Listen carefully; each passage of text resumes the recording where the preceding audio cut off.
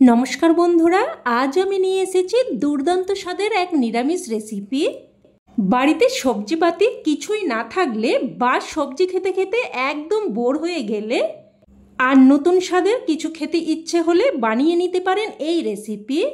बानानोर पद्धति एकदमई नतून तबे सहज और साधारण। बाड़ीते थाका साधारण किछु घरोया मशला दिए एई रान्नाटा आपनारा अनायासेई तैरी करे निते पारबेन। तो प्रथमेई आमी एखाने निये नियेछि भेजानो मटर डाल। आमी 1 कप मटर डालके प्राय किन्तु 3 घंटा मतो भिजिए रेखेछिलाम और डाल किन्तु एखन सुंदरभावे भिजे गेछे। और एखाने मटर डालेर परिबर्ते किन्तु छोलार डाल दिएও रान्नाटा करते पारेन।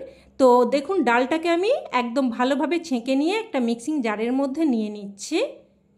एबार एर मধ্যে अल्प एकटु आदा दिए दिচ্ছি। एखाने किन्तु हाफ इंचिर थेकेও कम आदा आछे और दिए दिलाम दुटो काँचा लंका। एबार सबकिछुर एकटा मिहि पेस्ट बानिये निয়েছি। एबार এই ডালের পেস্টটাকে অন্য একটা পাত্রের মধ্যে ঢেলে নিয়ে দিয়ে দিলাম স্বাদ অনুযায়ী লবণ, অল্প একটু চিনি দিয়ে দিলাম আর দিয়ে দিচ্ছি সামান্য একটু কালো জিরে আর 1 টেবিল চামচ মতো জল ঝরানো টক দই। আর টক দই দিলে ডালের বড়াগুলো খেতে যেমনই ভালো হবে তেমনই কিন্তু সফট হবে। তো এবার সবকিছু একদম ভালোভাবে মিশিয়ে নিচ্ছি আর এইভাবে কিন্তু খুব সুন্দরভাবে ফেটিয়ে নিতে হবে।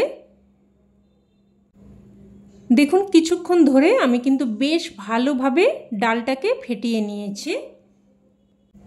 এবার এটাকে আমি এক সাইডে 5 মিনিট মতো রেখে দিচ্ছি। আর এই সময় আমি একটা মশলা তৈরি করে নেব। তো একটা পাত্রের মধ্যে আবারও নিয়ে নিচ্ছি 1 চামচ মতো টক দই, হাফ চামচ জিরের গুঁড়ো, হাফ চামচের থেকেও কম ধনের গুঁড়ো আর দিয়ে দিচ্ছি হাফ চামচ কাশ্মীরি লঙ্কার গুঁড়ো। আর এই লঙ্কার গুঁড়োতে কিন্তু ঝাল বেশি হবে না, তবে তরকারির কালারটা সুন্দর আসবে। আর এই তরকারিতে কিন্তু কোনো রকম হলুদ গুঁড়ো পড়বে না। আর কারণটা কিন্তু আপনারা পুরো রেসিপিটা দেখলেই বুঝতে পারবেন।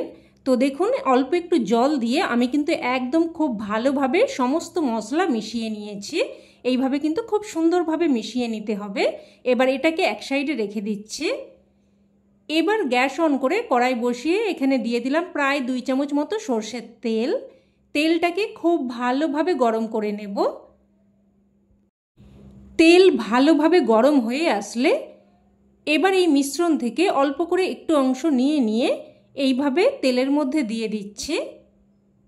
খুব বেশি বড় করে দেব না, এই রকম একটু মিডিয়াম সাইজ মতো করে বড়াগুলো বানিয়ে নেব। তো প্রথমে এক পিঠ হতে দেব, এক পিঠ হয়ে গেলে অপর পিঠ উল্টে দিচ্ছি। আর এইভাবে উল্টে নিয়ে একটু করে চেপে চেপে দেব।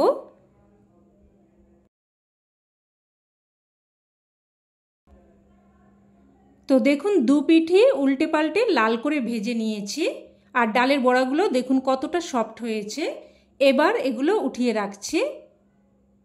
আর বড়াগুলো আমি দুটো ব্যাচে ভেজে নিচ্ছি, একেবারে কড়াইতে কিন্তু ধরেনি। তো বাকি যে মিশ্রণটা ছিল সেটা থেকেও অল্প একটু করে অংশ নিয়ে নিয়ে দেখুন বড়া ভেজে নিয়েছি। এবার এগুলো উঠিয়ে নিলাম। উঠিয়ে নিয়ে ওই তেলের মধ্যে দিয়ে দিলাম সামান্য একটু কালো জিরে। জিরেটাকে একটু ফুটতে দিলাম। জিরে ফুটে আসলে এখানে দিয়ে দিচ্ছি আলু। এখানে আমি একটা বড় সাইজের আলুকে দেখুন এই রকম মিডিয়াম সাইজ মতো করে চৌকো চৌকো করে কেটে দিয়েছি। তো আলুগুলোকে একটু নাড়াচাড়া করে মিশিয়ে নিয়ে এবার ঢাকনা দিয়ে মিডিয়াম ফ্লেমে আলুগুলোকে প্রায় 2 থেকে 3 মিনিট মতো ভেজে নেব। তো ঢাকনা দিয়ে প্রায় 2-3 মিনিট মতো আলুগুলোকে ভেজে নিয়েছি। দেখুন আলুর মধ্যে একটা খুব সুন্দর কোটিং পড়ে গেছে। এবার আমি কড়াইয়ের মাঝখানে একটু জায়গা করে নিয়ে দেখুন এখানে দিয়ে দিলাম 1 চামচ মতো আদা আর কাঁচা লঙ্কার পেস্ট। এখানে প্রায় হাফ ইঞ্চি মতো আদা আর 4টে কাঁচা লঙ্কাকে আমি বেটে দিয়েছি। তো আদা আর কাঁচা লঙ্কাটা একটু ভেজে নিয়ে এবার আমি দই আর গুঁড়ো মশলার যে মিশ্রণটা তৈরি করে রেখেছিলাম ওটা দিয়ে দিলাম। মশলার বাটিটা ধুয়ে সামান্য একটু জলও দিয়ে দিচ্ছি। এবার দিয়ে দিচ্ছি স্বাদ অনুযায়ী লবণ। আর তরকারির সমস্ত লবণটা কিন্তু আমি এই পর্যায়ে দিয়ে দিলাম।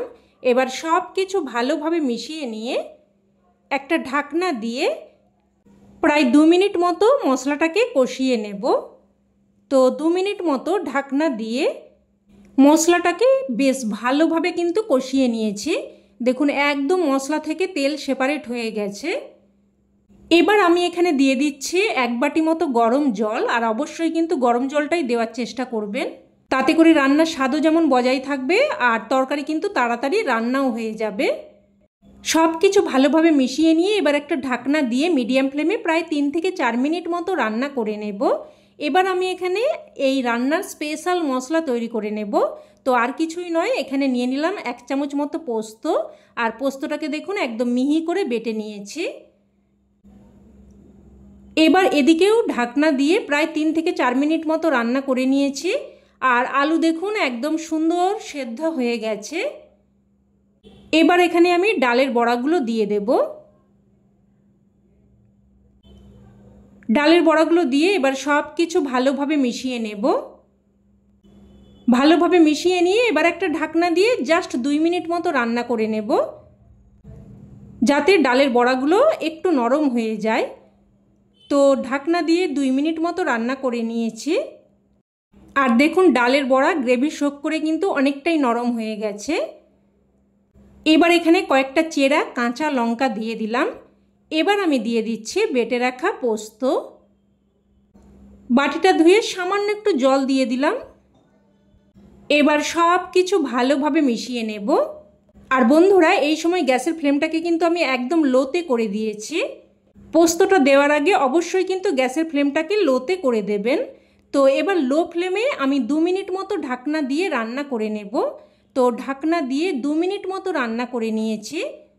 আর এই রান্নাতে কিন্তু পোস্ত দেব বলেই আমি হলুদ গুঁড়োটা দিইনি। হলুদ গুঁড়ো দিলে কিন্তু পোস্তর ফ্লেভারটা একদমই নষ্ট হয়ে যাবে।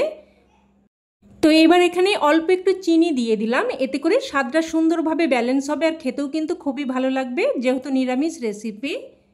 তো চিনিটা দিয়ে ভালোভাবে মিশিয়ে নিয়ে এবার এখানে সবশেষে দিয়ে দিচ্ছি 1 চামচ মতো কাঁচা সর্ষের তেল। আর একটু কাঁচা সর্ষের তেল দিয়ে দিলে বেশ একটা ঝাঁঝালো ফ্লেভার আসবে, খেতে কিন্তু খুবই ভালো লাগবে। তো সর্ষের তেলটা দিয়ে ভালোভাবে মিশিয়ে নিয়ে এবার গ্যাসের ফ্লেম বন্ধ করে একটা ঢাকনা দিয়ে 2 মিনিট স্ট্যান্ডিং টাইমে রেখে দিচ্ছি। তো ঢাকনা দিয়ে 2 মিনিট স্ট্যান্ডিং টাইমে রেখে দিলেই রান্না কিন্তু একদম তৈরি। এবার এটা গরমাগরম ভাতের সাথে পরিবেশন করুন, খেতে কিন্তু জাস্ট ফাটাফাটি লাগে। তবে আমার কথাই নয়, অবশ্যই আপনারাও এইভাবে একবার বানিয়ে দেখুন, তবেই কিন্তু এর স্বাদ আপনারা উপলব্ধি করতে পারবেন। তো রেসিপি কেমন লাগলো অবশ্যই কমেন্টে জানাবেন, আর ভালো লেগে থাকলে প্লিজ একটা লাইক দিয়ে দেবেন, ভিডিওটাকে হাইপ করবেন, আর অন্যান্য বন্ধুবান্ধবদের সাথে শেয়ার করতে যেন ভুলবেন না।